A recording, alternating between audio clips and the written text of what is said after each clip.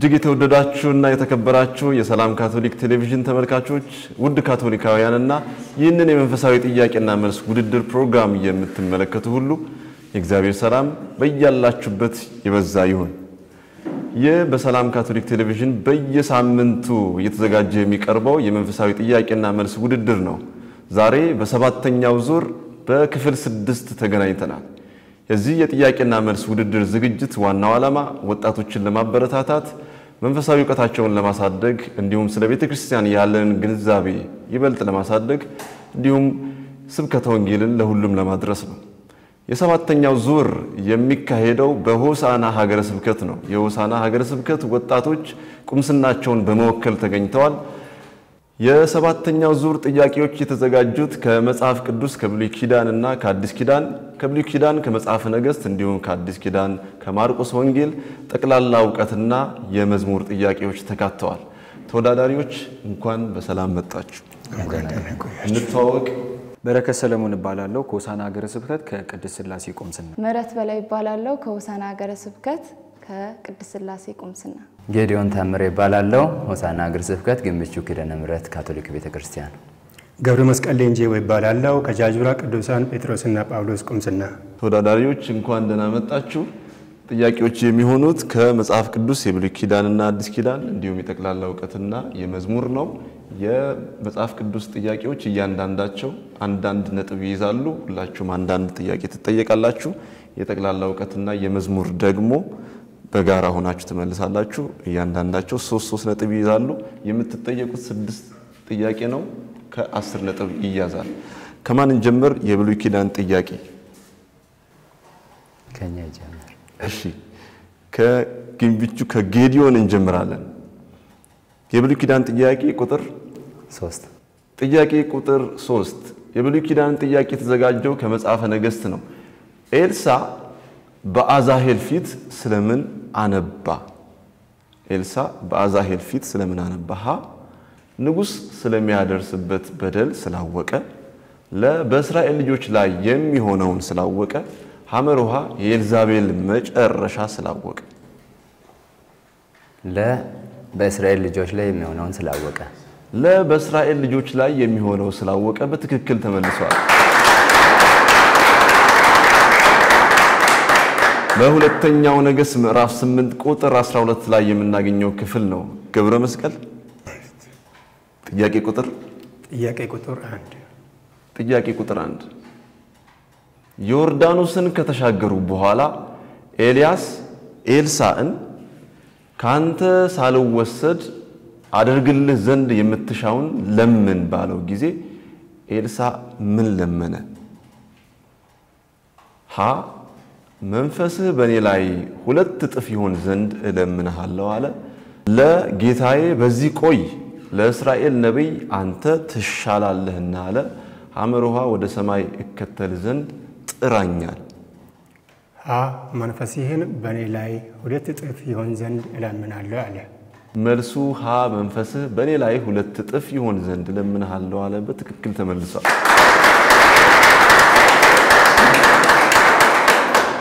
በሁለተኛው ነገሥት ምዕራፍ 2 ቁጥር 9 ላይ ነው። ኤልሳዕ ኤልያስ በአውሎ ንፋስ ከመነጠቁ በፊት ምን እንዳደረግልህ ትፈልጋለህ ብሎ በጠየቀው ጊዜ መንፈስህ በኔ ላይ 2 እጥፍ ይሆን ዘንድ ብሎ ጠይቆታል። እሺ፣ ወደ ቅድስት ሥላሴ መተናል። ጥያቄ ቁጥር 2 በቤቷ ሰገነት አልጋ ጠረጴዛና ወንበር መቅረዝም አኑራ ነብዩን ኤልሳዕን ትቀበል የነበረች ማን ናት? ሀ ዘይት የባረከላት ሴት፣ ለ ሞዓባዊት ሴት፣ ሐመሩሃ ሱነማዊቷ ሴት። ሀ ዘይት የባረከላት ሴት። ሀ ዘይት የባረከላት ሴት አይደለችም። ሐመሩሃ ሱነማዊቷ ሴት ናት። በሁለተኛው ነገሥት ምዕራፍ 4 ቁጥር 8 ላይ እናገኘዋለን። እሺ፣ ምህረት የመጨረሻው የብሉይ ኪዳን ጥያቄ ቁጥር 4 ንጉስ ዳዊት በሸመገለ ጊዜ በራሱ ፍቃድ ብዙ ፍሪዳዎችን ሰውቶ መንገሱን ያወጀው ማን ነበር? ሀ አቢያ፣ ለ አቤሴሎም፣ ሐመሩሃ ሰለሞን? መልሱ ሀ አብያ። እሺ መልሱ ሀ አብያ ብለዋል። አልተመለሰም። መልሱ ለአዶንያስ ነው። ይህ ክፍል የምናገኘው ከአንደኛው ነገሥት ምዕራፍ 1 ቁጥር 19 ላይ ነው። እጅግ የተወደዳችሁ የሰላም ካቶሊክ ቴሌቪዥን ተመልካቾች የብሉይ ኪዳን ጥያቄ ጠይቀናል። ካፍታ ቆይታ በኋላ በአዲስ ኪዳን ጥያቄዎች እንመለሳለን። አብራችን ቆዩ።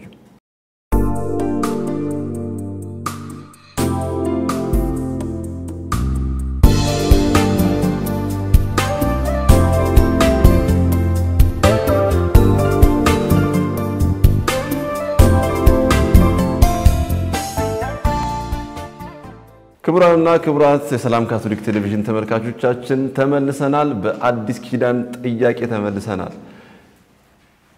ሆሳዕና እስኪ አንዳንድ ነገር በሉን። ቅድስት ሥላሴ ቁምስና የሲታውያን ገዳም ያለበት ነው እና ሌሎችም ሐሳቦች ካላችሁ አጋሩ። እሺ እናመሰግናለን። በመጀመሪያ እዚህ ሀገረ ስብከት ብቸኛው የግዕዝ ወይም የኢትዮጵያን ስነ ስርዓት የምትከተል ቁምስና ነች ያለችን እና በዚህ ቁምስና ብዙ ማህበራት አሉ። ቅዱስ በርናርዶስ ማህበር እንዲሁም ሰማዕት ፍራንቺስኮስ ቶርታ ማህበር እናም የቅዱስ ቁርባን እንቅስቃሴ ወይም ኢዋይም እና ሌሎች ማህበራት አሉ። በእነዚህ ማህበራት ሁሉ የኛ ወጣቶች ተሳትፎ እናደርጋለን። እናመሰግናለን። የአዲስ ኪዳን ጥያቄ የምንጀምረው ከናንተ ይሆናል። የአዲስ ኪዳን ጥያቄ የተዘጋጀው ከማርቆስ ወንጌል ነው። ጥያቄ ቁጥር 1 በኢያሪኮ መንገድ ዳር ተቀምጦ ሲለምን የዳዊት ልጅ ኢየሱስ ሆይ ማረኝ እያለ የጮኸ ማን ነበር? ሀ በርቴሌሜዎስ፣ ለ በርጤሜዎስ፣ ሐመሩሃ ጢሞቴዎስ? ለበርጤሜዎስ በትክክል ተመልሷል። ማርቆስ ወንጌል ምዕራፍ 10 ቁጥር 46 ላይ የምናገኘው ክፍል ነው። ምህረት ጥያቄ ቁጥር 3 በፊልጶስ ቄሳሪያ ኢየሱስ ሰዎች እኔን ማን ይሉኛል ብሎ በጠየቃቸው ጊዜ አንተ ክርስቶስ ነህ ብሎ የመለሰ ማን ነበር? ሀ እንድሪያስ፣ ለ ዮሐንስ፣ ሐመሩሃ ጴጥሮስ?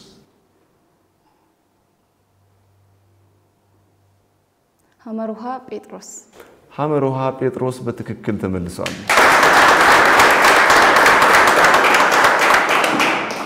እሺ ወደዚህ ተመልሰናል። ገብረ መስቀል የአዲስ ኪዳን ጥያቄ ቁጥር 2 ኢየሱስ ከተራራ በወረደ ጊዜ ዲዳና ደንቆሮ መንፈስ ያደረበትን ብላቴና ፈወሰ። ደቀ መዛሙርቱ እኛ ልናወጣ ያልቻልነው ስለምንድነው ባሉት ጊዜ ምን አላቸው? ሀ ይህ በጸሎትና በጾም ካልሆነ አይወጣም፣ ለእምነታችሁ ደካማ ስለሆነ ነው፣ ሐመሩሃ የእግዚአብሔር ኃይል እንዲገለጥ ነው? መልሱ ሀ ይህ በጸሎትና በጾም ካልሆነ አይወጣም። በትክክል ተመልሷል። በጸሎትና በጾም ካልሆነ በስተቀር አይወጣም ብሎ ጌታ ሐዋርያቶችን ስለ ጾምና ስለ ጸሎት የነገረበት ክፍል ነው። የማርቆስ ወንጌል ምዕራፍ 9 ቁጥር 29 ላይ የምናገኘው ነው። የመጨረሻው የአዲስ ኪዳን ጥያቄ ጌዲዮን ቁጥር 4 ኢየሱስ ሕዝቡን አስተምሮ ከ5 እንጀራና 2 ዓሣ ባርኮ ከመገባቸው በኋላ 12 መሶብ የሞላ ተርፎ አነሱ። የበሉ ወንዶች ምን ያህል ነበሩ? ሀ 4000፣ ለ 5000፣ ሐመሩሃ 7000?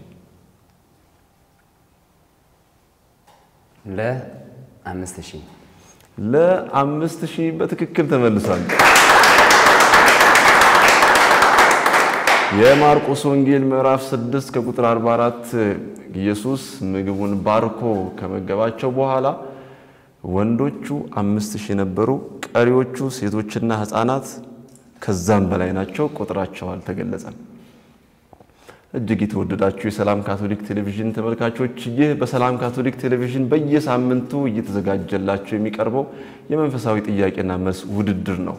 የአዲስ ኪዳን ጥያቄዎችን ጠይቀናል። ካፍታ ቆይታ በኋላ በጠቅላላ ዕውቀት ጥያቄዎች እንመለሳለን። አብራችሁን ቆዩ።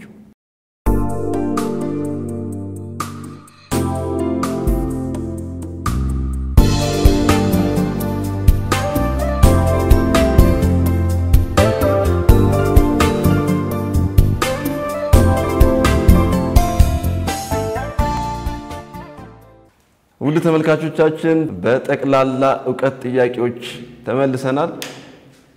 አሁን ከጌዲዮን ነው የምንጀምረው። ከዛ በፊት ግን ገብረ መስቀል ስለ ጃጁራ ቅዱሳን ጳውሎስና ጴጥሮስ ቁምስና ምን የተለየ ነገር አለ? ምን ትነግረናል?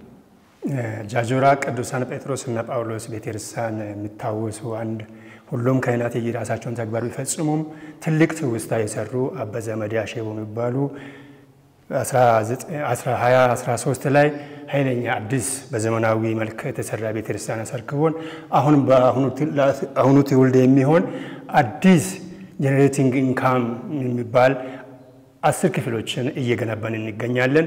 ይህን ስቱዲዮ የሚከታተሉ አገር ውስጥና ውጭ ሀገር ያሉት ከኛ ጋር ከሚመናን ጋር እጃቸውን እንዲያክሉና እንድተባበሩልን ከእግዚአብሔርን በረከት እንዲያገኙ እናሳውቃለን። እናመሰግናለን። የጠቅላላ ዕውቀት ጥያቄ የሚመለሰው በ2 ደቂቃ ውስጥ ነው። እናንተ እዚህ መመለስ ትችላላችሁ። እናንተ ማትመልሱት ከሆነ ስልክ ደውላችሁ በ2 ደቂቃ ይመለሳል። አሁን የጠቅላላ ዕውቀት ጥያቄ ቁጥር 1 በሁለተኛው የዓለም ጦርነት ዘመን የካቶሊክ ቤተክርስቲያን ርዕሰ ሊቃነ ጳጳሳት የነበሩት ማን ነበሩ? 2 ደቂቃ አላችሁ። ደውላችሁም እናንተም እዚሁ መመለስ ትችላላችሁ።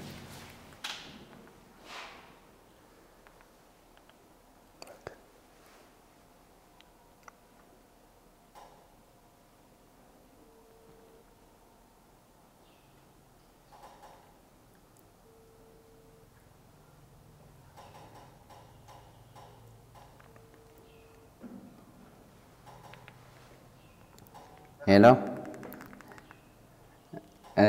አንድ ጥያቄ ላስቸግር ነው። በሁለተኛ የዓለም ጦርነት ዘመን የካቶሊክ ቤተክርስቲያን ርዕሰ ሊቃነ ጳጳሳት የነበሩት ማን ነበሩ?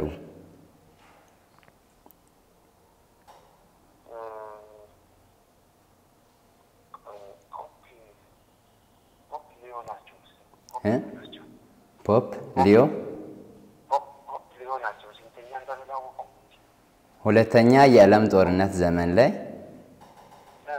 የነበሩ ጳጳስ ርዕሰ ሊቃነ ጳጳሳት ማለት ነው። እሺ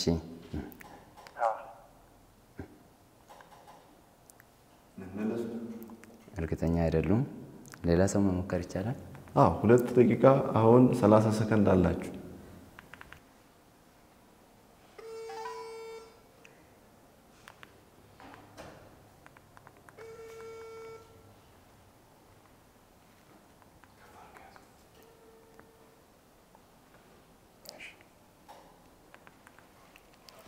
ለገባስ አንድ ጥያቄ አለኝ። ከሰላም ቲቪ ነው የምጠይቆት። ሁለተኛ ዓለም ጦርነት ዘመን ካቶሊካዊት ቤተክርስቲያን ርዕሰ ሊቃነ ጳጳሳት የነበሩት ማን ነበሩ የሚል ጥያቄ ነው።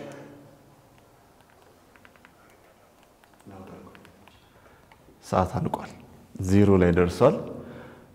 እሺ ሆሳናዎች ትሞክራላችሁ? ደውለን መሞከር እንችላለን? አይ እዚሁ እናንተ ናችሁ ትመልሱት። እንገምት። ሞክሩ።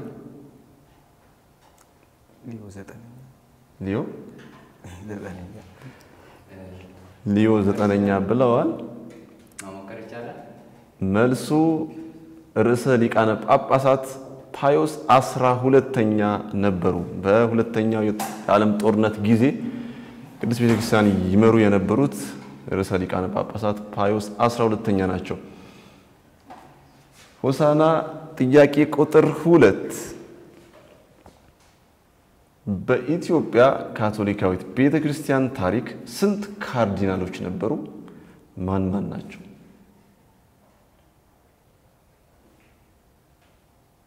በኢትዮጵያ ካቶሊካዊት ቤተክርስቲያን ታሪክ ስንት ካርዲናሎች ነበሩ? ማን ናቸው?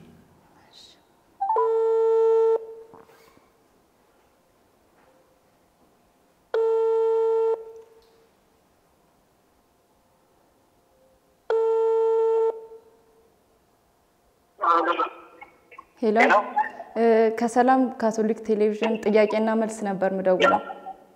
ሄሎ እሺ ጥያቄው በኢትዮጵያ ካቶሊካዊት ቤተክርስቲያን ታሪክ ስንት ካርዲናሎች ነበሩ? ማን ናቸው? በኢትዮጵያ በኢትዮጵያ ካቶሊክ ቤተክርስቲያን የነበሩ ካርዲናሎች ታሪክ እና ማን ናቸው? እና ስማቸውን እኔ እስከማውቀው ድረስ ሁለት ናቸው። አንደኛው የመጀመሪያው ካርዲናል ጳውሎስ አድዋ ይባላሉ። እሺ ሁለተኛው ካርዲናል ደግሞ የአሁኑ ካርዲናላችን ብፁዕ ካርዲናል ብርሃነ ኢየሱስ ሱራፌል ናቸው። እሺ በትክክል ተመልሷል።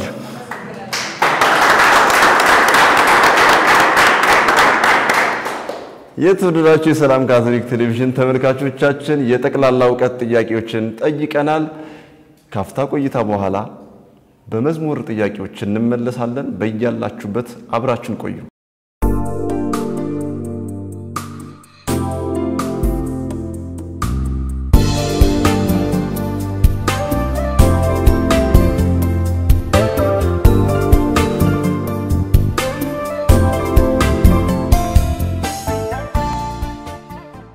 በመዝሙር ጥያቄዎች ተመልሰናል። የመዝሙር ጥያቄ የምንጀምረው ከሆሳዕና ነው።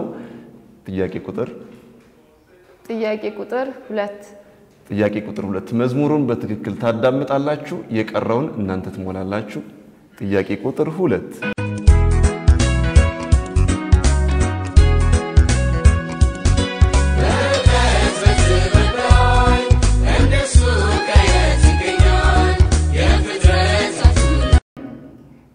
አንዴ ይደገም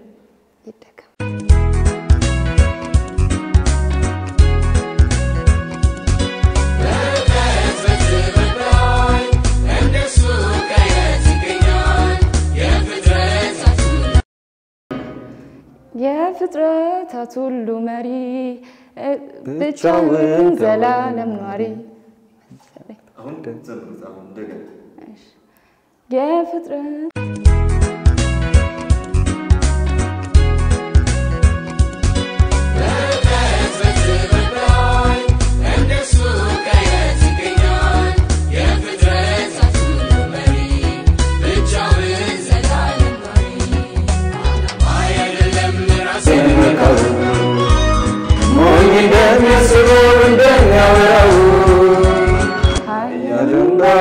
ከቶ እንዳይመካ የሁሉ መዝለቂያ እግዚአብሔር ነው ለካ የመጨረሻው ጥያቄ የሆነው የመዝሙር ጥያቄ ለጃጁራና ለጊምቢቹ ወክለው ለመጡት በትክክል አዳምጡ። ቀስ ብላችሁ ቀላል መዝሙር ሐሴት ማደርግበት የነፍሴ ጥማት እረፍ የምልበት ሁሌ ምራብ ጉጉቴ መሻቴ መልካም እረኛ ኢየሱስ መድኃኒቴ የልቤ ደስታ ሐሴት ማደርግበት የነፍሴ ጥማት እረፍ የምልበት ሁሌ ምራብ ጉጉቴ መሻቴ መልካሙ እረኛ ኢየሱስ መድኃኒቴ አለኝ የምለው ሙሉነቴ ነው ያንተ መገኘት ሆኖልኛል የልጅነት ጸጋ ተገኝቻለሁ ከአባቴ ጋር በትክክል ተመልሷል። የተወደዳችሁ የሰላም ካቶሊክ ቴሌቪዥን ተመልካቾች ሁለቱም ተወዳዳሪዎች የመዝሙሩን ጥያቄ በትክክል መልሷል። መዝሙር በደንብ እንደሚያዳምጡ ተረጋግጧል። ካፍታ ቆይታ በኋላ በውጤት እንመለሳለን። አብራችሁን ቆዩ።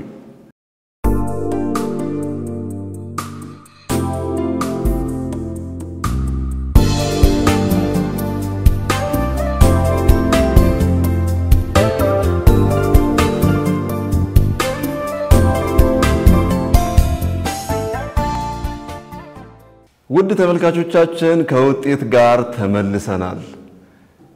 ምህረትና በረከት የሆሳና ቅድስት ሥላሴ ቁምስና በመወከል ዛሬ በተወዳደሩት ውድድር 8 ነጥብ አምጥተዋል።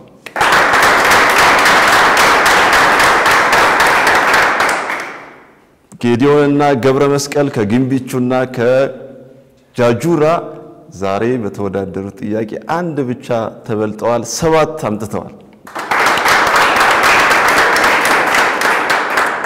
የተወደዳችሁ የሰላም ካቶሊክ ቴሌቪዥን ተመልካቾቻችን የዛሬው የ7ኛው ዙር 6ኛው ክፍል ጥያቄና መልስ ውድድር የተመለከታችሁት ይመስል ነበር።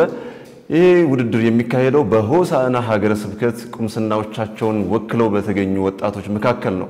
በሚቀጥለው ሳምንት ከሌሎች የቁምስና ወጣቶች ጋር ተመልሰን እንገናኛለን። በያላችሁበት የእግዚአብሔር ሰላም ከሁላችሁም ጋር ይሁን።